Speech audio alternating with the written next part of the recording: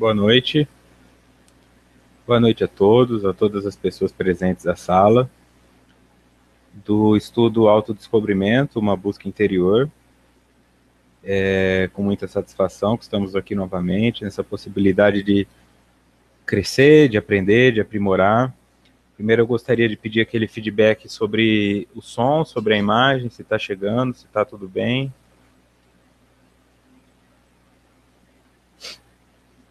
Quem puder me avisar aqui no chat. Se o som está chegando bem aí, está tranquilo.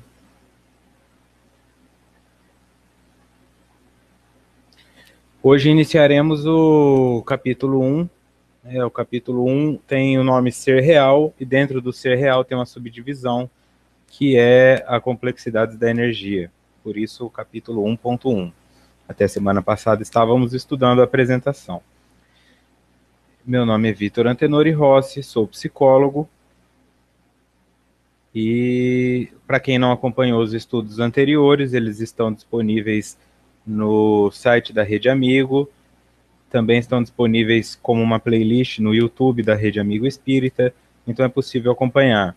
O material dos estudos anteriores também está disponível na minha página no Facebook. Só digitar o meu nome completo, lá tem os materiais disponíveis para download, tá? Para quem quiser fazer o estudo em sua casa, na sua casa espírita, quiser levar isso adiante, fique à vontade. O material é de uso público. Ok, então, obrigado.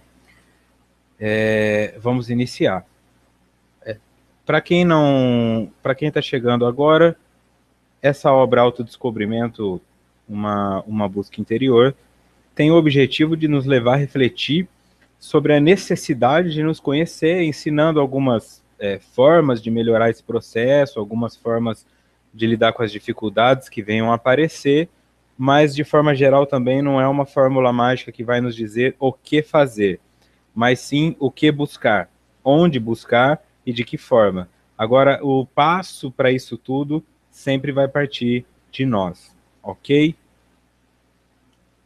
Se em dado momento surgir alguma dúvida, fiquem à vontade para escrever no chat e, à medida do possível, eu vou respondendo.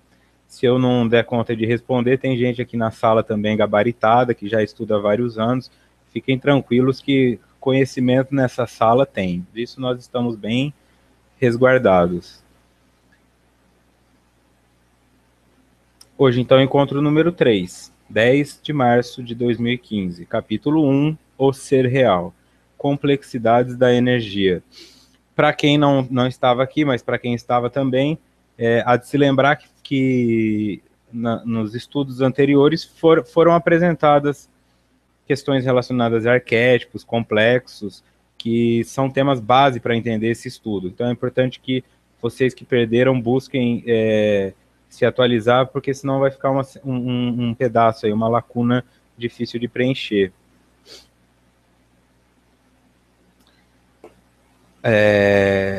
Retomando, o livro todo, tá? Eu vou deixar só uma coisa estruturada, eu acho que é importante sempre colocar isso aí. O livro todo vai ser colocado nesse estudo. O livro vai ser inteiro transcrito. Eu não estou fazendo estudo com partes importantes do livro, porque para mim o livro todo é importante. E então, nesse processo, é um processo que para algumas pessoas pode parecer lento, pode parecer pesado, mas a leitura de Joana de Ângeles, ela é pesada mesmo. E isso nos ajuda a buscar coisas que nos tirar da nossa zona de conforto. Então, é importante entender o que é um complexo, é importante entender o que é um arquétipo. O conceito atual para a representação do ser humano, espírito e matéria, experimentou acirrado combate dos racionalistas e organicistas do passado, que o reduziram à condição de unidade corporal, que nascia na concepção e se desintegrava após a anóxia cerebral. Anóxia é a ausência de oxigênio, portanto a morte cerebral. O que eles estão passando aqui é muito parecido com o que foi colocado no final do estudo anterior. Os indivíduos racionalistas são aqueles que buscam respostas apenas na razão. Para se chegar num conceito de espírito, você tem que entrar em contato com questões que estão além do nosso conhecimento científico.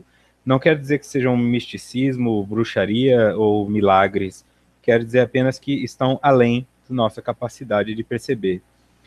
E os organicistas são aqueles que enxergavam apenas o funcionamento dos órgãos. Se o teu órgão parou de funcionar, não tem mais nada o que fazer aí. Os organicistas são aqueles que defendem o aborto, por exemplo, são aqueles que defendem a pena de morte, são aqueles que enxergam que a partir do momento que o corpo desliga, não há mais necessidade de se preocupar com outras coisas.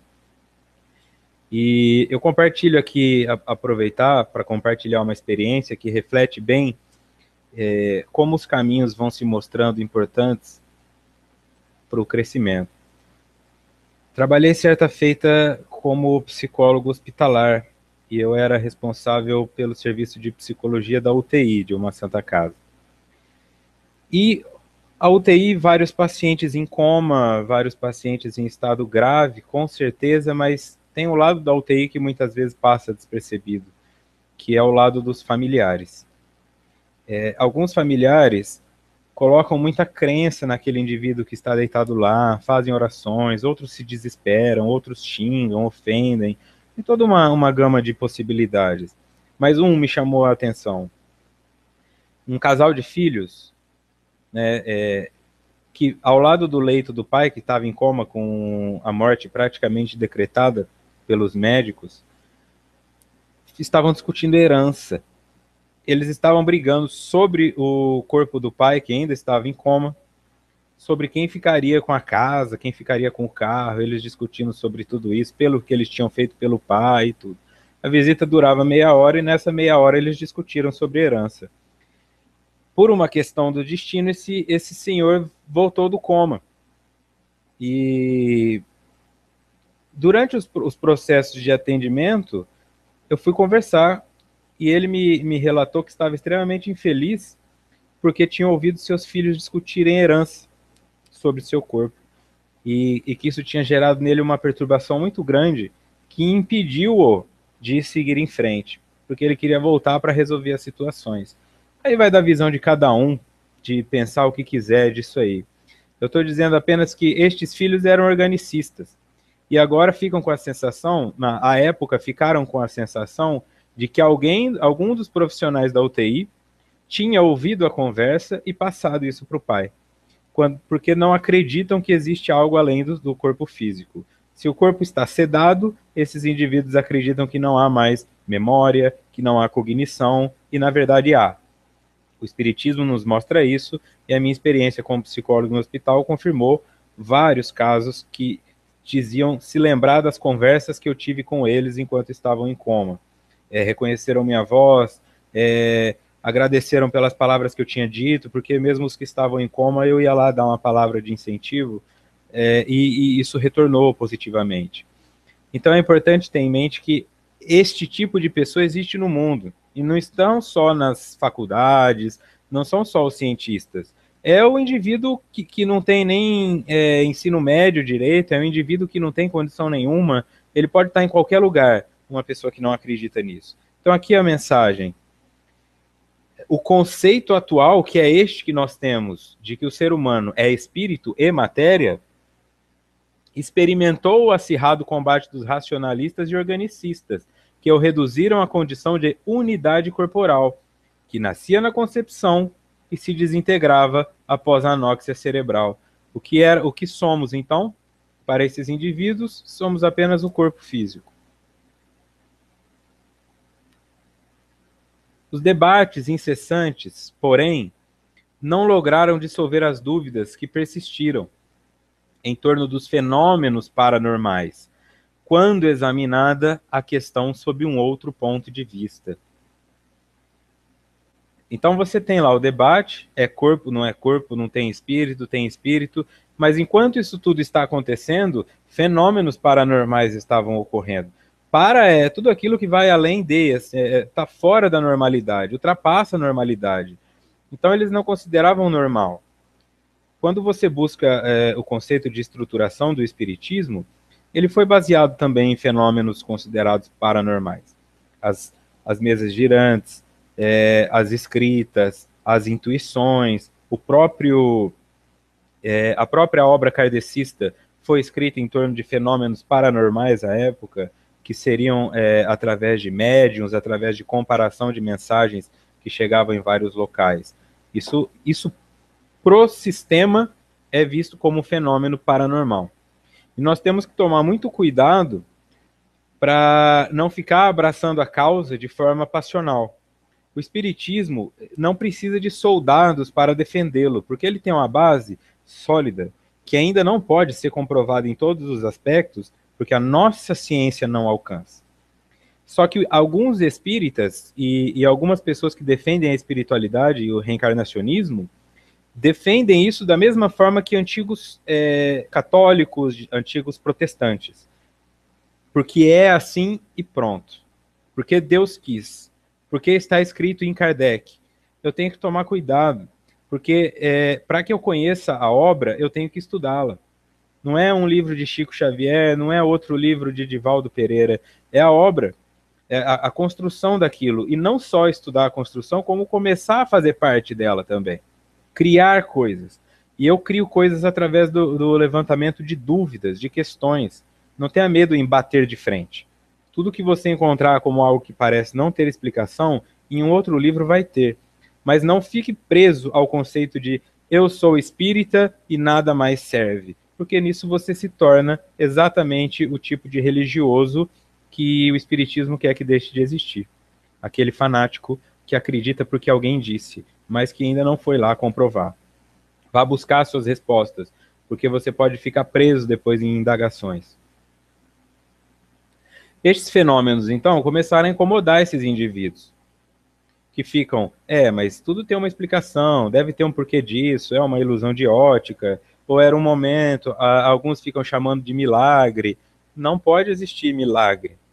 O que pode existir é misericórdia. Não, nada vai acontecer na sua vida que vai te livrar da pena que você tem que cumprir. Não é como a justiça dos homens, que o cara rouba, furta, mata e 6 meses depois está na rua. Você pode ter cometido um crime grave, tá? Só que pela misericórdia essa pena é atenuada em parcelas. Você furtou 1 milhão de um indivíduo, você não precisa perder 1 milhão em uma vida, mas talvez você fique 10 vidas perdendo 100 mil. Mas você vai ter que perder esse 1 milhão, porque é parte do processo evolutivo. Se em algum momento alguém for beneficiado com uma exclusão de pena, aí nós estamos diante de algo que não se explica cientificamente e deixa de ter um propósito perfeito. Em outras palavras, isso não pode ser Deus, porque ele não poderia preferir alguém em relação ao outro. Então, não existe essa coisa mística e o que nós chamamos de paranormal só está aquém dos nossos sentidos, mas não tem nada de mágico. Aqui é uma explicação. Fenômeno é a definição de qualquer evento observável, aquilo que pode ser registrado pelos sentidos. Esse estudo aqui é um fenômeno. O que seria um fenômeno paranormal? Algo que pode ser observado e registrado pelos sentidos. Você pode não ver espíritos, mas você tem intuições. Você sente perfumes, você tem sonhos, você se sente motivado para algumas coisas. Às vezes vai escolher o caminho da direita, vem um pensamento que te manda ir pela esquerda, aí você descobre que na direita alguém foi assaltado, que o avião que você ia pegar caiu, que o ônibus que você ia tomar foi roubado. Qual é o conceito disso, então? Como é que isso se explica? Como é que eu explico uma mãe sentindo o filho doente? Como é que eu sinto 2 irmãos gêmeos sentindo a dor um do outro? Onde está a explicação para isso? Tudo bem que eles partilham a mesma genética, mas eles estão em um espaço-tempo diferente. Onde é que essa pessoa pode sentir o outro? Então eu tenho que ficar atento que tudo aquilo que os meus sentidos observam, eu vejo, eu escuto, os gostos que eu sinto, os odores, são fenômenos. E partindo desse princípio, eu consigo levar adiante esse conceito. A Cláudia coloca aqui no chat. Boa noite, Cláudia. Em um caso desse que você narrou, qual o comportamento adequado? Preparar a pessoa para o desencarne ou para a permanência aqui? Cláudia, eu não sei te falar com clareza, porque eu particularmente não acredito que exista uma resposta para isso.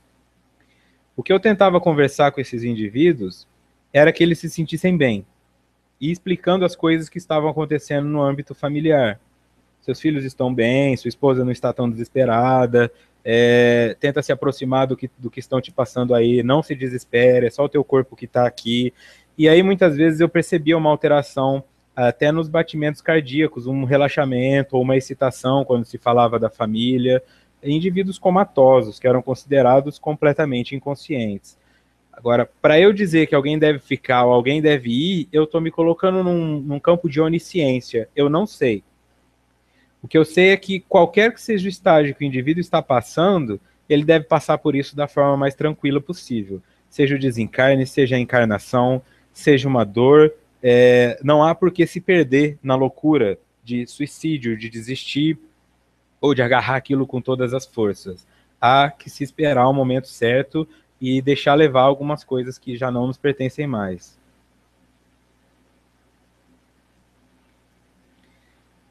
A Fabi pergunta onde caso fica Deus quando acontecem esses acidentes, crimes e coisas do tipo. Deus está em todo lugar, porque ele é onipresente, então ele está dentro de você. O acidente é uma imprudência sua, é uma imprudência do outro, é uma retratação que você precisa fazer, mas para isso deve existir um estudo do Evangelho. A sugestão para a compreensão dessa temática é o estudo do Evangelho. Né? O Evangelho segundo o Espiritismo trata muito disso no tópico causas atuais das aflições e causas anteriores das aflições. Eu não sei exatamente em que página ou em que capítulo está isso, mas procura por isso aí. Lá vai estruturar bem onde fica Deus durante as tragédias. Também tem uma passagem que pode ajudar, que diz o seguinte: se fosse um homem de bem, teria morrido. Lá também explica bastante essa questão, porque nós teríamos que desviar para uma estruturação básica da doutrina, e o estudo pede que sigamos em frente. Se alguém tiver a informação de qual capítulo está esses tópicos, eu pediria que colocasse no chat para a nossa amiga. Vamos lá. Disse que um evento ou fenômeno são paranormais quando envolve forças ou agentes que estão além de explicações científicas, mas assim mesmo são misteriosamente vivenciados por aqueles que alegam possuir poderes psíquicos, como a percepção extrasensorial ou a psicocinese. Você conseguir movimentar coisas com o poder da mente.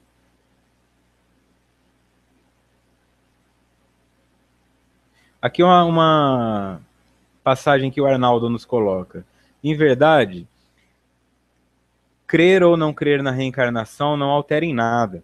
Como a reencarnação é a lei da natureza, todos por ela passarão. Hermínio Miranda nos fala: independente de acreditar, vai reencarnar do mesmo modo de quem crê e de quem é convicto. Discutir isso com os não reencarnacionistas é entrar em discussão estéril. Não vale a pena. Exatamente, até porque, como foi estruturado, o espiritismo não precisa de defensores. Quem precisa de defesa é a mentira. A verdade, ela é impossível de ser destruída. Você pode cobertá-la, você pode tentar modificá-la, mas ela permanece. Então, não se preocupem com esse processo. Eu recebo muito pedido de ajuda na minha página de pessoas querendo auxílio sobre como convencer, como doutrinar o marido, a filha, os filhos, para que eles sigam o espiritismo. E a minha sugestão é: altere os seus comportamentos em um ponto tão perceptível que eles venham te perguntar: o que foi que aconteceu, mãe? Por que a senhora parou de ficar brava? Por que a senhora parou de xingar no trânsito? Por que a senhora está mais calma? E aí dá a sua receita. Se eles quiserem seguir, eles vão, mas baseado sempre no seu exemplo, não defendendo a teoria, porque a teoria não precisa de defensores. Ela vai existir apesar de nós, como foi bem lembrado pelo Arnaldo.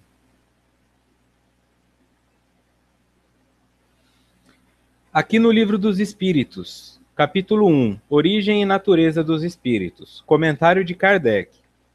Dizemos que os espíritos são imateriais, porque a sua essência difere de tudo o que conhecemos pelo nome de matéria.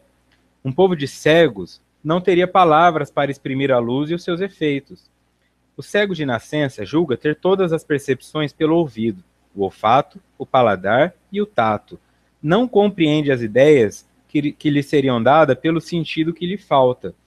Aqui está vendo a confirmação disso que está sendo discutido aqui. Tem certas coisas que não dá para explicar. Nós não temos capacidade ainda para absorver. Não adianta uma pessoa que fala, eu vejo espíritos, falar para mim que não vê, que está vendo alguém ali. Se eu não sinto nada, eu vou achar que essa pessoa está mentindo, ou eu vou achar que ela é louca, ou eu vou achar que eu estou com um defeito. Porque se você for procurar dentro de um hospital psiquiátrico, a maioria dos ditos esquizofrênicos ali, tem muita gente que fala que está vendo coisas. E aí? Todos eles são loucos? E esses médios que estão dentro de centro espírita, psicografando e com psicofonia, tem que internar todo mundo? Só porque não é compreensível, é isolado. E tudo foi assim na humanidade. A peste negra, a loucura, o alcoolismo, todas as pragas, os indivíduos vão isolando. Eu não sei lidar com a esquizofrenia, eu monto um hospital e jogo o cara lá dentro e deixo ele 30 anos ali. Eu não sei lidar com a criminalidade, eu monto uma cela de qualquer jeito, tá com um bandido lá dentro e ele que fique lá. Porque é difícil desconstruir o ser humano e educá-lo. É muito mais fácil isolar aquilo que foge demais ao nosso conhecimento. E o espiritismo passa por esse processo, quando as outras doutrinas querem enclausurá-lo num manicômio, que isso é coisa de gente louca. Eu vi uma coisa que eu partilho aqui com clareza. Na minha página no Facebook, eu não tinha nenhuma menção, qualquer menção sobre esses estudos espíritas. São apenas os meus pensamentos, as minhas filosofias. E a partir do momento que eu publiquei o primeiro estudo, eu tive uma queda muito grande de seguidores. A pessoa podia gostar do que eu escrevia enquanto eu era laico, mas a partir do momento que eu manifestei estudar o espiritismo, muitos simplesmente pararam de me seguir, porque aí eu me tornei um demônio na vida dessas pessoas, pensando em demônio como arquétipo daquilo que é mal e te conduz à perda e ao afastamento de Deus. E imaginam que dentro desse estudo aqui eu devo estar girando, dando cambalhota e incorporando espíritos, né? Não fazem ideia que nós entramos aqui para discutir processos evolutivos e apenas isso. E acredito que ali o Arnaldo nos coloca, é o capítulo 5º, tá? Bem-aventurados os aflitos. Ali você vai encontrar as respostas de onde está Deus na hora das catástrofes. Causas atuais das aflições, justiça das aflições e causas anteriores das aflições. Muito obrigado, Arnaldo. E na quarta-feira, às 20, teremos a palestra Perdas de Entes Queridos, ao vivo no canal 3 com a Célia Diniz. Esclarece bem a respeito disso. Dando continuidade, viagens astrais, os ditos desdobramentos, sonhos premonitórios, recordações de experiências passadas, materializações e desmaterializações permaneceram sob suspeição por falta de explicações lógicas dos investigadores, apegados a este ou aquele conceito sobre o ser inteligente. Viagens astrais, sonhos premonitórios, recordações de experiências passadas, materializações e desmaterializações. Essas coisas acontecem. A viagem astral acontece. Nós temos livros escritos sobre isso. Eu já participei de um estudo sobre isso, teórico e vivencial. E eu estive lá, deitado na maca, por vários meses, para estruturar como funcionava o desdobramento. E eu vou deixar isso aqui para vocês que não sabem para que caminho seguir nisso aí. Nós fazíamos um trabalho em uma casa espírita, onde vários médiuns se deitavam em uma maca e eram colocados em um processo de relaxamento. Não chegava a ser hipnótico, o tempo todo estava consciente. E havia, no começo, com muita dificuldade, só dava sono, depois, mais para frente, os processos iam evoluindo. E, em dado momento, uma mulher veio me buscar, na maca, toda de branco, uma psiquiatra de cabelo curto, e me levou para o hospital. E dentro desse hospital nós fomos andando, e enquanto eu andava dentro desse hospital, eu vi as outras alas. Tinha a enfermaria, tinha a ala dos queimados, tinha a pediatria. E em um dos pontos eu entrei num corredor e parei na sala da pediatria. E olhei pela porta, que era uma porta com um vidro. E lá dentro eu vi uma outra médium, que estava comigo, sentada brincando com as crianças de costas para mim. Saí dali, segui em frente, continuamos andando, paramos numa sala, estava acontecendo uma cirurgia, e ao lado do médico tinha uma outra médium acompanhando a cirurgia. Eu dei tchau para ela. Ela deu tchau para mim e eu segui adiante para a ala dos queimados. Quando nós retornávamos, nós não tínhamos contato um com o outro. Nós tínhamos que imediatamente escrever tudo que nós tínhamos visto num papel, sem contato com mais ninguém. Depois que todos tivessem escrito, nós íamos comparar os nossos relatos. E estava lá que a médium que eu vi na pediatria disse que foi levada para a pediatria, estava brincando com as crianças.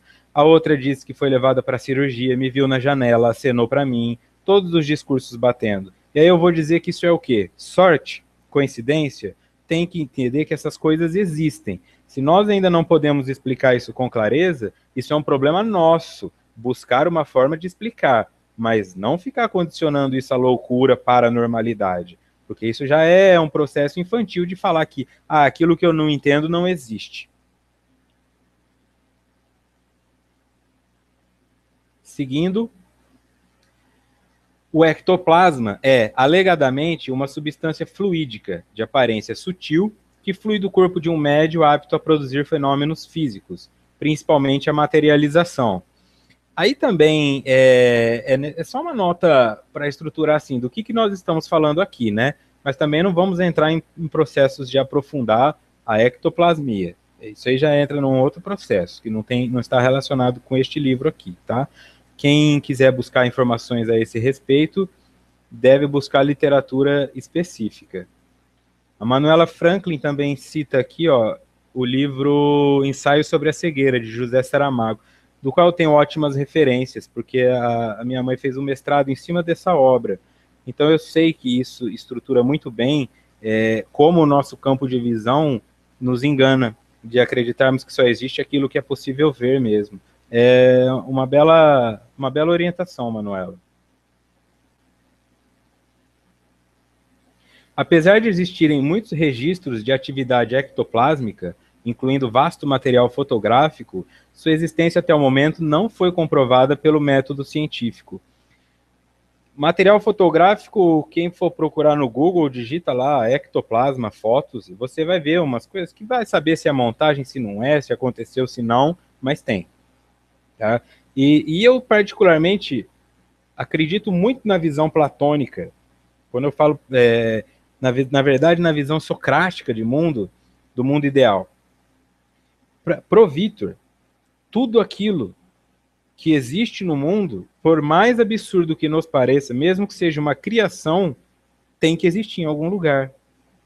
E os conceitos de alguns empiristas, como Hume, por exemplo, nos diziam o seguinte: ninguém nunca viu uma sereia, mas você já viu um peixe e já viu uma mulher. Aí é só juntar as duas coisas. Mas por que essa sereia? Essa sereia existe em algum lugar. Ela é a representação de algum elemental, ela é a representação de algum tipo de entidade, ela é a representação de algo que em algum ponto do universo existe. Pode não estar dentro das nossas concepções. Então, mesmo as coisas que são criadas, fantasiosas, elas partem de um conceito de que elas existem em algum lugar. E aí elas passam a existir para nós. Existem alguns filmes de terror que nos deixam com medo. Nós sabemos que aquilo, teoricamente, não vai acontecer, mas a hora que você apaga a luz e vai para a cama dormir, você acelera um pouco o passo, né? Porque vai que aquele bicho aparece e começa a te seguir. Você assiste um filme lá que tem o demônio em si, que é uma representação específica. E você não acredita no demônio, porque você é espírita, mas às vezes você dá uma vacilada, né? Isso será que existe mesmo? Será que não existe mesmo? Isso pode acontecer com qualquer um. E está relacionado à nossa dificuldade de acessar o que foge ao nosso método científico. Com a proposta do homem trino, portanto, espírito, perispírito e matéria, a controvérsia encontrou campo fértil para equações favoráveis à sua existência, antes, durante e depois do corpo físico. Porque vejam bem, se já era difícil estruturar na ciência um conceito de corpo e espírito, de repente tem um perispírito no meio, como é que você faz? Como esperar que a comunidade científica aceite isso? Como entender o que é o perispírito? Como entender? E aí você vai começar a entender um perispírito quando você estuda principalmente as manifestações da sombra. Da sombra que eu falo, os espíritos que ainda estão trevosos, né? Que trabalham com a construção por hipnose de ovoides, que trabalham pela mentalização, pela zoomorfização dos espíritos, espíritos que ficam em forma de animais. Então, aí começa a ter um processo, assim, é uma ciência toda por trás só do perispírito. Nós não estamos falando aqui nem de estudar espírito, nós estamos falando de estudar perispírito. Se nem o corpo físico nós conhecemos, porque um câncer te mata e ninguém pode fazer nada a respeito, porque um vírus do HIV mata o indivíduo e ele não consegue fazer nada a respeito, como é que nós vamos achar que sabemos algo do perispírito? E mais ainda, do espírito. E mais ainda, de Deus. Então, tomemos cuidado. Nós mal conhecemos ainda a própria genética humana. Não vamos pensando que nós sabemos o que é perispírito para ir defender em debates. O perispírito existe, eu sei o que é isso. Toma cuidado, vai com calma. Estrutura primeiro o conhecimento do corpo físico para depois você dar um passo maior que esse aí. Porque tem essa controvérsia. Com muita propriedade, aqui ainda dentro da obra, tá? Albert Einstein definiu o homem como sendo um conjunto eletrônico, regido pela consciência. Essa consciência condutora, certamente, a ele pré-existente e sobrevivente, é o Si eterno, o espírito imortal, realizando inúmeras experiências da evolução, trabalhando em cada uma delas os valores que lhe jazem interiormente, Deus em nós. Aqui, confirmando a questão da onipresença de Deus. Deus não está lá em cima, Deus não está lá embaixo, Deus está em todos os lugares ao mesmo tempo, ou seja, está em você, está em mim, está até em quem não crê nele, porque isso é uma força, né? Nós não estamos falando de uma entidade com forma humana que vai se aproximando de um filho ou de outro porque ama. É algo completamente incompreensível para a nossa capacidade no momento. Então, da mesma forma que eu nunca vi uma sereia, mas eu fico tentando juntar ela com os recursos que eu tenho, como eu nunca vi Deus, eu fico tentando juntá-lo com os recursos que eu tenho. O ser humano, ele é ególatra. Ele mata rinoceronte, ele mata girafa, ele polui rio, ele taca papel no bueiro, não está nem aí. Então, se ele for imaginar que existe alguém que comanda o mundo, é lógico que ele vai dar uma forma humana para esse alguém. Não tem como. É difícil para nós aceitarmos que algo que não é humano possa governar as coisas. Aí acontece a antropomorfização de Deus.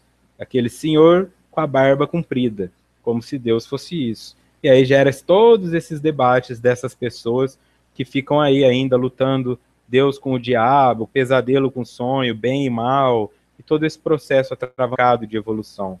Idade das trevas. Então, o indivíduo é um conjunto eletrônico regido pela consciência. Portanto, a sua consciência tem a regência sobre você, ela governa sobre você.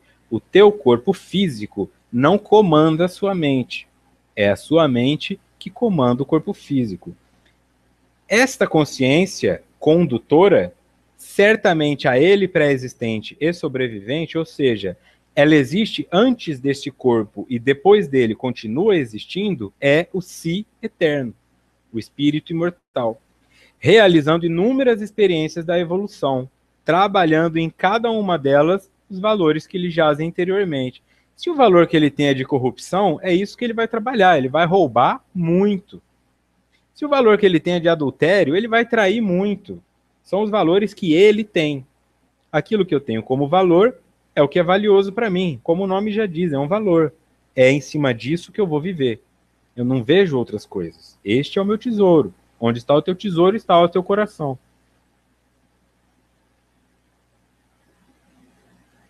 A Cássia compartilha. Às vezes tenho dificuldade, Cássia Lima. Às vezes tenho dificuldade em acreditar em certas coisas. Mas quando isso acontece, eu penso que essa dificuldade se deve a eu não ter ainda capacidade de compreender aquilo. E se ainda não tenho essa capacidade, não adianta eu me preocupar. Então concluo que um dia irei tê-la, e até lá o melhor é esperar com paciência e sem ansiedade. Exato. Paciência sem ansiedade, mas com ação. Não pode também sentar no trono, como algumas pessoas fazem. Oh, nós fazemos em alguns momentos. Também não vou me excluir destes comportamentos. Me incluo com certeza. Consequentemente, o indivíduo humano é um agrupamento de energias em diferentes níveis de vibrações.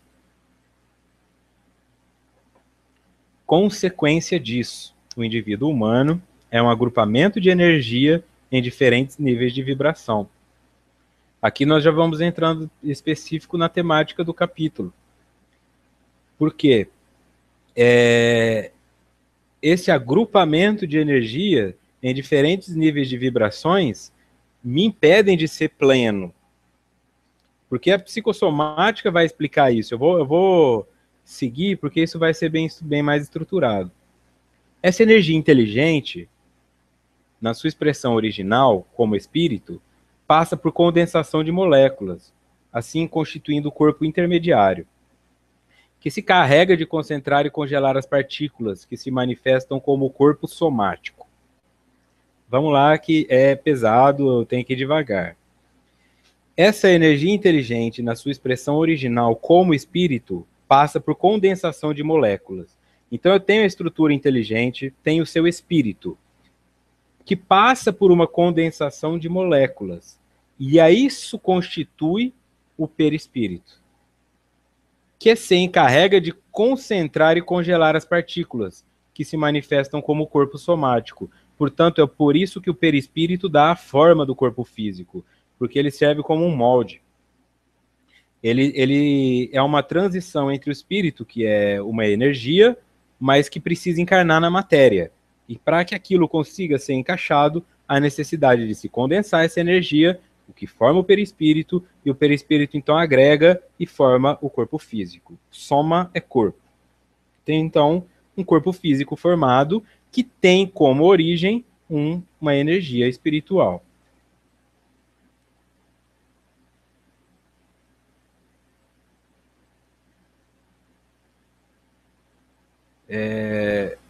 O conhecimento da doutrina espírita permite-nos dar conta de que cada corpo biológico, seja em seu aspecto interior ou em seu funcionamento interno, reflete as condições particulares de seu habitante.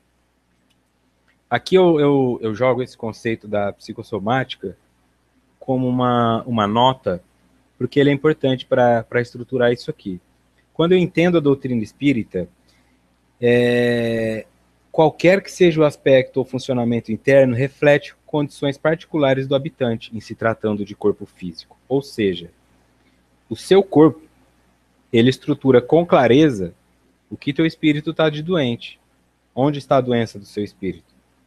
Seu diabetes, a sua raiva, a sua depressão, a sua dor nas costas e qualquer outra situação que esteja cometendo o teu corpo físico tem como origem um comportamento anterior. Claro que eu não estou falando de dar uma pancada e quebrar o dedinho do pé.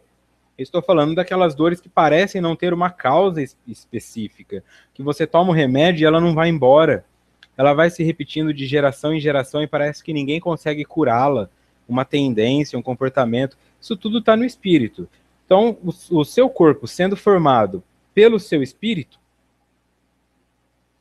através do perispírito, é natural que ele traga tudo o que o seu espírito tem. Se um filho nasce de uma mãe e, portanto, traz a genética dela, ele vai trazer a genética dela. Se a genética dela tem o diabetes, ele vai ter uma propensão ao diabetes. Então, se no teu espírito tem uma ferida uma lesão pulmonar, porque você fumou demais na existência passada, não é surpresa que você tenha uma asma nessa. Não é surpresa que você desenvolva processos desse sentido. Tem uma ciência por trás disso aí. E essa ciência é a psicossomática. Para quem tiver interesse em procurar mais, eu sugiro que procurem no Facebook, tem uma página que chama Psicossomática, quando a boca cala, o corpo fala, administrada pela psicóloga Bárbara. E ela coloca ali bastante tema, explicando rinite, sinusite, dor de cabeça, disfunção erétil, tudo isso está lá com estruturação de temas de psicossomática, tá? É um adendo aí para quem quiser buscar. A Fabi pergunta se as doenças pós-traumáticas também têm uma carga de vidas anteriores. Se a doença é pós-traumática, houve um trauma. Esse trauma já é o evento. Se o trauma aconteceu nessa vida, ele é o responsável. Agora, o motivo desse trauma ter acontecido pode ser uma expiação, pode ser uma prova. E aí é individual, não dá para dizer é ou não é. Cada pessoa vai ter uma estrutura para isso aí. Eu tenho que ter muito claro isso aí.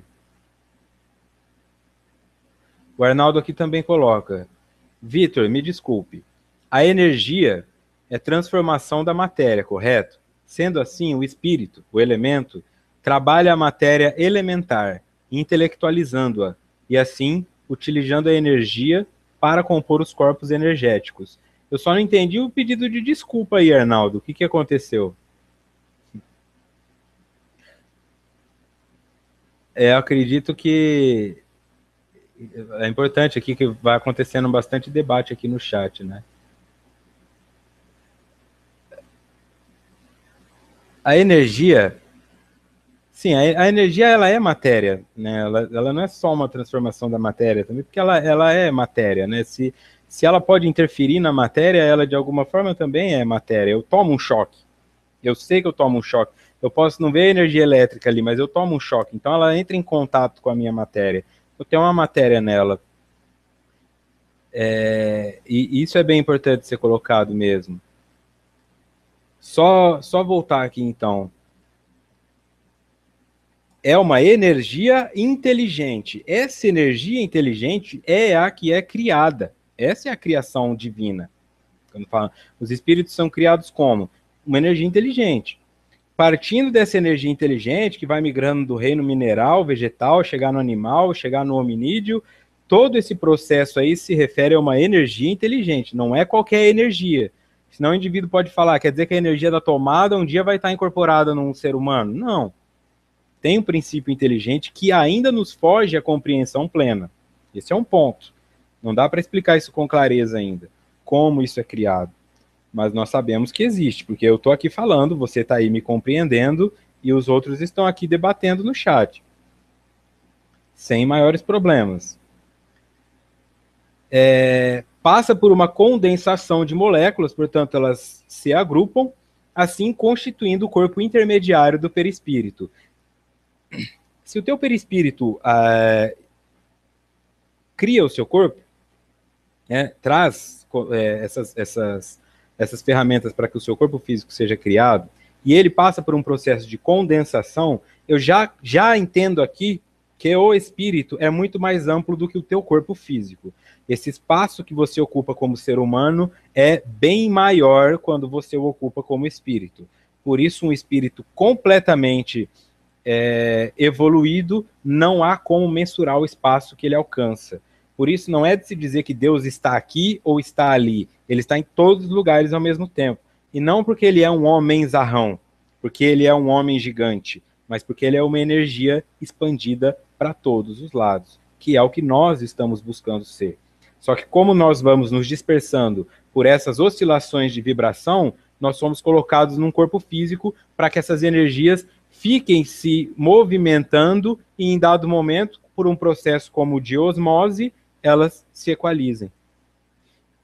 Isso aqui na prática, para deixar bem claro, você pode ter uma tranquilidade com relação à sua agressividade, mas a sua sexualidade pode estar descontrolada.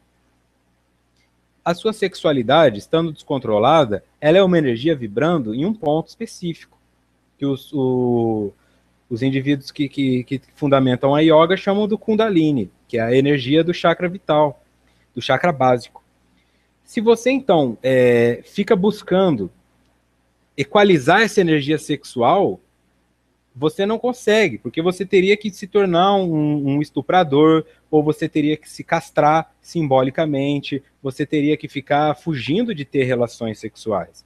Então, essa energia, quando ela se junta dentro do corpo físico e, portanto, passa a ocupar o mesmo espaço, ela começa a se dissipar em outras áreas. Aí você chuta o cachorro, você dá um soco na parede, você bebe, você fuma, que é um mecanismo de defesa chamado sublimação por Freud. Você vai lá e pinta um quadro, você vai lá e compõe uma música. Você está usando essa energia sexual para um fim não sexual, mas ela precisa sair dali. Ela não vai deixar de existir. Ela tem que ser canalizada. Então, como as nossas energias, como foi colocado aqui, ó, estão em diferentes níveis de vibrações, e somos um agrupamento, elas precisam equalizar. E a única forma de equalizá-las é colocá-las num corpo físico que as obrigue, né? Ou seja, por regência, as coloque na obrigação de ficarem juntas. E isso não vai acontecer em uma existência só, mas depois de um tempo, você acalma a tua sexualidade, tua agressividade diminui um pouco e você vai se tornando um ser pleno. E esse seria um dos objetivos dessa função do corpo físico.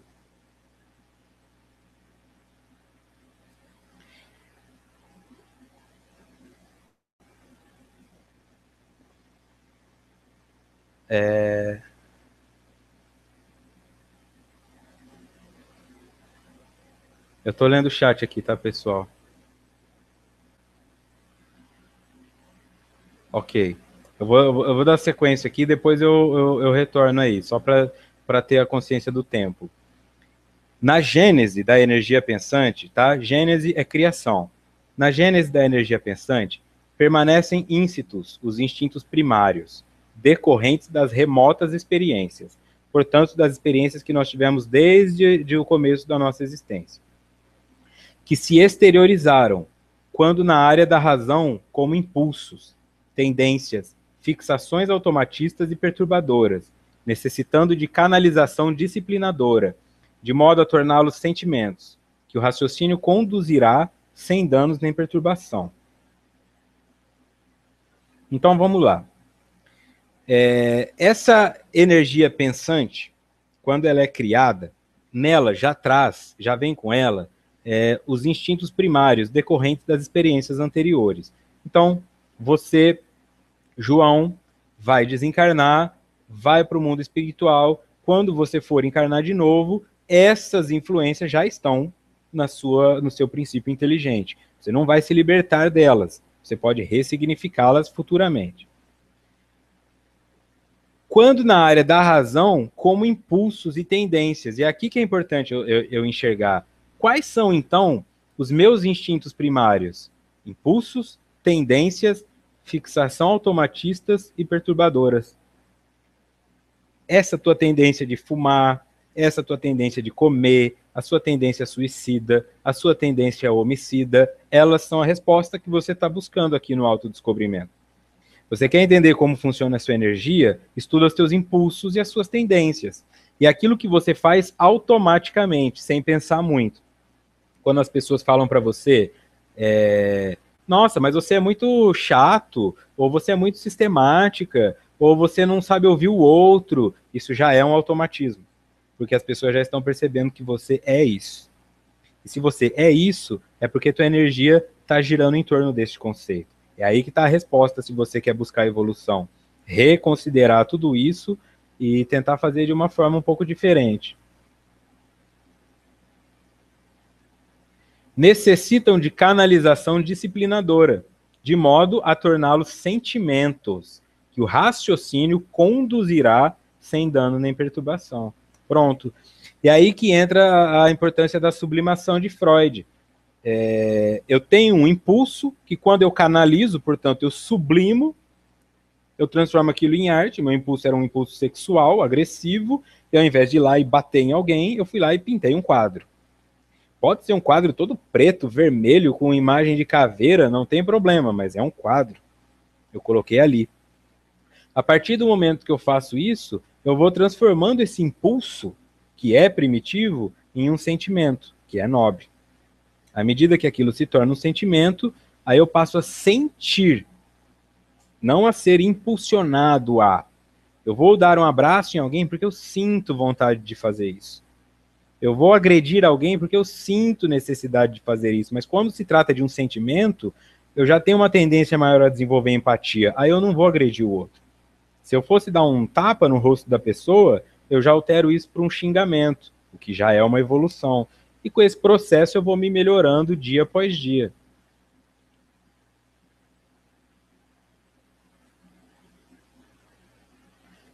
A Manuela coloca que tudo é energia. A física quântica já explica de uma forma simples e cativante, sem querer melindrar nem ser incorreta, nem menosprezar ninguém. Gostei muito da explicação de André Luiz, que como físico que é, e quando vem a Lisboa dá cativantes palestras. Por favor, pode dar indicação da página que explica as doenças psicossomáticas? Assim que terminar, eu escrevo aqui no chat o nome, tá? Psicossomática. Quando a boca cala, o corpo fala. O Arnaldo também colocou algumas questões, mas ele se despediu aqui, tá? Foi para o estudo, foi se preparar para o estudo das 8 horas. Muitas vezes, o ser, em crescimento interior, sofre o efeito das energias abundantes de que é objeto e faz um quadro de congestão, responsável por vários distúrbios de comportamento, como de natureza orgânica, transformando-os em campos enfermiços, que poderiam ser evitados. E aqui é uma questão importante, né? O ser em crescimento interior sofre o efeito das energias abundantes de que é objeto e faz um quadro de congestão, responsável por vários distúrbios de comportamento. Ou seja, a doença está relacionada com o acúmulo de energias, porque você não sublima, não põe para fora, não canaliza, fica guardando. Tem até uma música do Renato Russo, Legião Urbana, em que ele diz assim: você finge não ver, e isso dá câncer. E nós sabemos, assim, como uma cultura popular, isso não é provado ali cientificamente, mas é uma cultura popular, se você ficar guardando mágoa, vira câncer. Mágoa é energia, raiva é energia. Tudo que você guarda ocupa um espaço. E nesse ocupar um espaço, em dado momento pode ser que fique pequeno demais para ele, e essa energia te domina. Aquela sensação de comer demais e não conseguir fazer mais nada porque o estômago está travado, é o que algumas pessoas sentem psicologicamente. Não conseguem amar porque foram muito traídas, não conseguem ter filhos porque apanharam quando eram crianças, não conseguem confiar em ninguém porque foram enganadas profissionalmente. É uma congestão. Não foi elaborado e agora adoece a pessoa. Se isso não vem para o campo psicológico apenas, se externaliza para o campo físico. Aí vai vir a artrite, a artrose, a escoliose, aí vai vir a fibromialgia, o câncer, o diabetes, a ansiedade, todas essas doenças aí que nós conhecemos. A Elaine já encontrou a página da psicossomática, já colocou aí. Noutras circunstâncias, as energias não eliminadas corretamente e mantidas sob pressão expressam-se como inibição, igualmente geratriz de outras patologias desassossegadoras. Então aqui são os dois pontos, né? Eu tenho energias demais e eu tenho energias que eu guardo. E quando eu não faço esse processo de troca, essa diálise, a energia vai ficando acumulada, e em dado momento ela começa a atacar a mim mesmo, né? Doenças autoimunes, vitiligo, lúpus, e todos esses processos aí, degenerativas.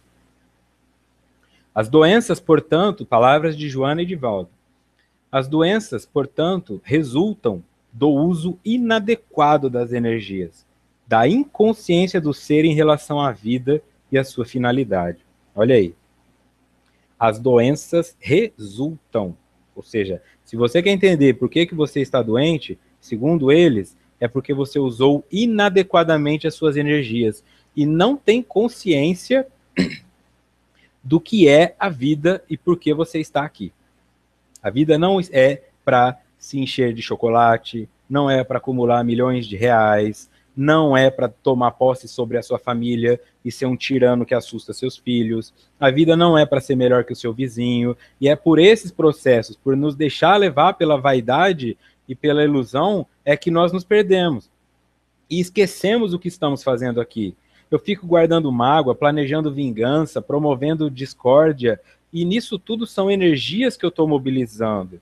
Eu vi uma pessoa falar numa palestra uma vez, não me lembro quem foi, que se você estender um lençol branco e começar a jogar carvão nesse lençol, ele vai ficar preto, só que a sua mão vai ficar muito mais. E da mesma forma, tem uma frase que refere que o perfume das rosas permanece na mão de quem as deu. É a mesma coisa. Quando você mobiliza energia para ferir o outro, parte dessa energia te fere. E você não fere uma pessoa por dia. Você fere o dono da farmácia, você fere o teu patrão, você mentaliza o cara que te fecha no trânsito, você fica com raiva do vizinho, e nisso tudo está tudo dentro de você.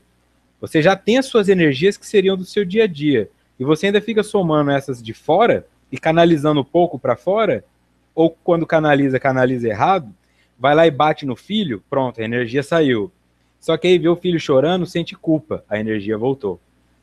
E fica num ciclo, né? Não se cura. E aí vai adoecendo, né? O corpo não aguenta lidar com essa pressão.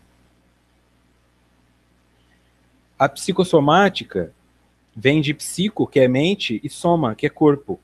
É uma ciência interdisciplinar que integra diversas especialidades da medicina e da psicologia para estudar os efeitos de fatores sociais e psicológicos sobre processos orgânicos do corpo e sobre o bem-estar das pessoas.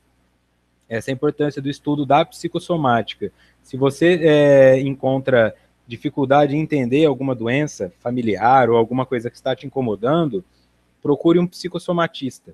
Procure algum psicólogo especialista em psicossomática, algum psiquiatra, médicos trabalham com isso também. É uma disciplina relativamente nova, tá? Ela começou em 1811, mas ela é relativamente nova. Ainda tem muita dificuldade para se acreditar nessas coisas. Mas quem passa por isso e encontra a resposta nela entende o que eu estou falando aqui. Quando você não está doente, é fácil falar que não serve. Quando você buscou resposta em tudo e não encontrou, e encontra em alguma coisa, ali é o que passa a ser importante para você. Então, a psicossomática, no momento, é a disciplina mais perto de tentar trazer este conhecimento trazido por Joana e Divaldo na nossa existência. Tá? A psicologia transpessoal vai mais para o campo psicológico. A psicossomática estuda as doenças que estão aparecendo no seu corpo para entender as doenças que estão no seu espírito.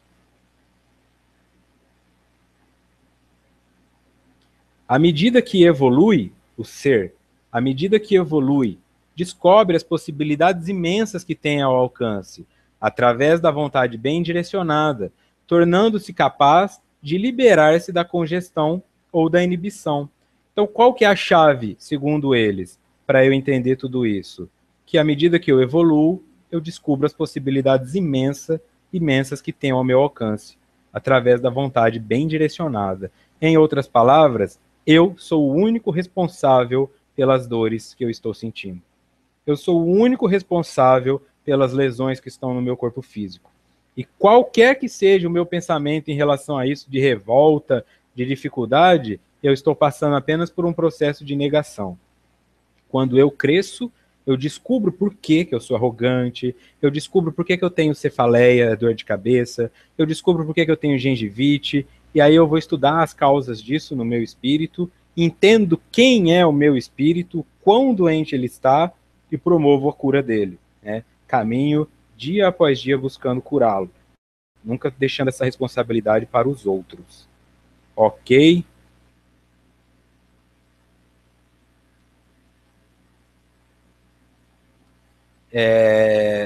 Algumas respostas aqui serão difíceis de serem trabalhadas, porque o tempo estourou. Eu só digo assim, o que fazer com pessoas que são vingativas? Não tem o que fazer. Tem que orar por elas, porque elas estão tomando veneno para que o outro morra. Quando a pessoa prejudica, não tem consciência do mal que pratica aos outros. Nós fazemos isso o tempo todo. Né? Eu não posso apontar o outro. Eu não sei, às vezes, o quanto eu irrito alguém porque eu estacionei na frente da garagem dele, porque eu estou ouvindo música e o meu vizinho quer dormir. Muitas vezes eu acho que eu não incomodo os outros, mas eu sou um incômodo para algumas pessoas. Eu posso ter um vizinho que fica o dia inteiro me xingando aqui, porque não gosta das músicas que eu ouço, ou porque não gosta que o meu cachorro lata. Eu não tenho como saber. Essa energia está chegando. Eu tenho que estar protegido disso. Eu tenho que estar atento. Vigiai e orai. Então eu tenho que ficar percebendo quando essas coisas são. Quando eu trato a causa da mágoa, a doença vai sumir de uma hora para outra? Não. Tem uma memória ali, tem um registro aprendido. Quem nunca foi para academia e começa aí, sente muita dor. Se depois que você foi, você fica um ano parado e volta, você sente dor, mas é menor, porque o teu músculo tem memória. O teu emocional também tem. Então, quando você esquece uma mágoa, ele leva um tempo para acreditar que você esqueceu mesmo. Com a ausência dela é que ele vai se curando vagarosamente. Mas se você trazê-la de volta, ele adoece de uma hora para outra. Quem já teve a primeira pedra no rim sabe que a segunda vem bem mais rápido. Quem já teve o primeiro infarto sabe que o segundo vem bem mais rápido. E por aí vai. O importante é que não exista a primeira. Porque depois que acontecer a primeira vez, teu corpo aprende a se comunicar através dessa doença. E aí toda vez que ele quiser te falar alguma coisa, é ali que ele vai doer. O importante é que você saiba ouvi-lo. E entenda que são apenas energias que estão em desalinho. Ok? Então, semana que vem, eu vou só fazer aqui, então, as causas anteriores das aflições. Ó. Por acaso, estava aqui no estudo, né? Eu pedi ajuda para o Arnaldo e já estava aqui, ó. Evangelho segundo o Espiritismo, capítulo 5º. Causas anteriores das aflições. Ora, a causa sendo sempre anterior ao efeito, e desde que não se encontre na vida atual, é que pertence a uma existência precedente. Por outro lado, Deus não podendo punir pelo bem o que se fez, nem pelo mal que não se fez, se somos punidos, é que fizemos o mal. E se não fizemos o mal nesta vida, é que fizemos em outra. Portanto, se está sofrendo, a responsabilidade é sua. E o lado bom disso é que a capacidade de curar também está em você. Basta que você se descubra. Basta que você investigue a si mesmo, começando pelos sintomas físicos, começando pelos sintomas psicológicos e ouvindo as pessoas que te cercam. E a principal pessoa a quem você deve ouvir todos os dias, a si mesmo, a si mesma, através da sua consciência. Porque é ela que te diz, não faça isso, maneira nisso, tem certeza que é o melhor caminho, comece a dar ouvidos a você. E a sua vida vai ficar bem mais tranquila. Ok? Então, semana que vem, nós voltamos a nos encontrar, dia 17, com a segunda parte deste capítulo. 1.1, complexidades da energia. Ok? Agradeço mais uma vez pelo espaço cedido pela Rede Amigo Espírita. Agradeço pelas pessoas que participaram aqui, algumas que já estão vindo desde o primeiro dia, outras que estão chegando. Eu agradeço muito, eu preciso muito de vocês para que esse estudo cresça. A vocês que estão assistindo também pelo YouTube, já gravado, porque não puderam acompanhar ao vivo, continuem nos acompanhando. Reforçando que o material dos estudos se encontra na minha página, Vitor Antenori Rossi. Ali tem o material e também os estudos anteriores na playlist da Rede Amigo Espírita. Obrigado a todos, espero tê-los trazido motivos para pensar, porque esse texto sempre me traz motivo para pensar, e na semana que vem estaremos aqui de novo. Muito obrigado pela companhia.